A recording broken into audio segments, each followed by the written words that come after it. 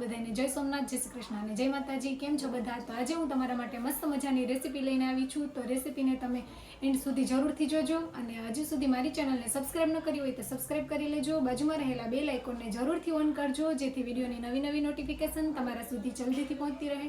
તો ચાલો આપણે રેસીપી વિડીયો બનાવવાનું સ્ટાર્ટ કરીએ।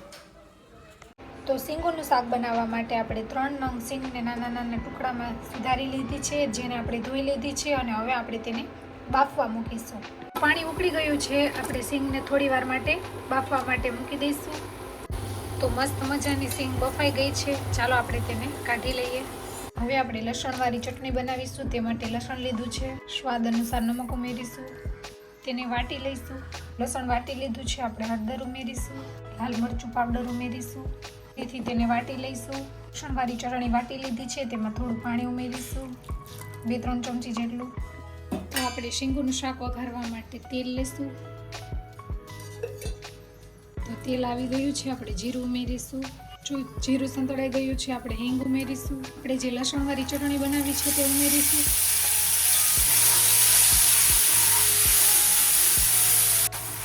સારી રીતે તેલમાં ચટણીને મિક્સ કરી લેશું। તમે કેવી રીતે સિંગોનું શાક બનાવો છો તે કમેન્ટ કરીને જણાવજો।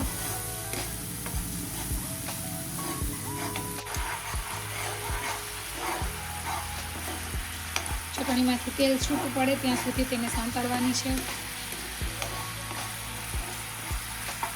જોઈ શકો છો તેલ છૂટું પડી ગયું છે। હવે આપણે બાફેલી સિંગો ઉમેરીશું, જે એક સિંગને આપણે 2 ભાગમાં ડિવાઈડ કરી દીધી છે। તેને સારી રીતે મસાલા સાથે મિક્સ કરી લેશું।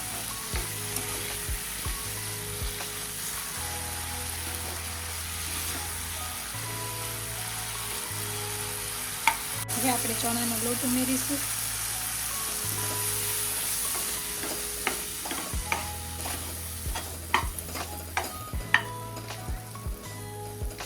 જરૂર લાગે તો થોડો વધારે ચણાનો લોટ ઉમેરવાનો છે।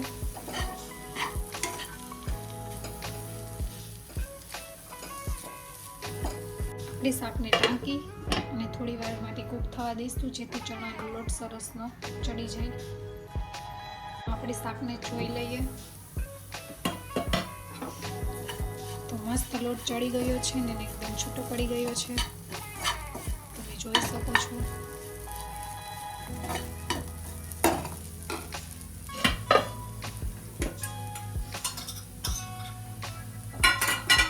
થોડું ધાણા જીરું ઉમેરીશું, થોડો ગરમ મસાલો ઉમેરીશું અને કોથમીર નાખીશું। તો તૈયાર છે આપણું સિંગોનું લોટવાળું શાક। ચાલો સર્વ કરીએ।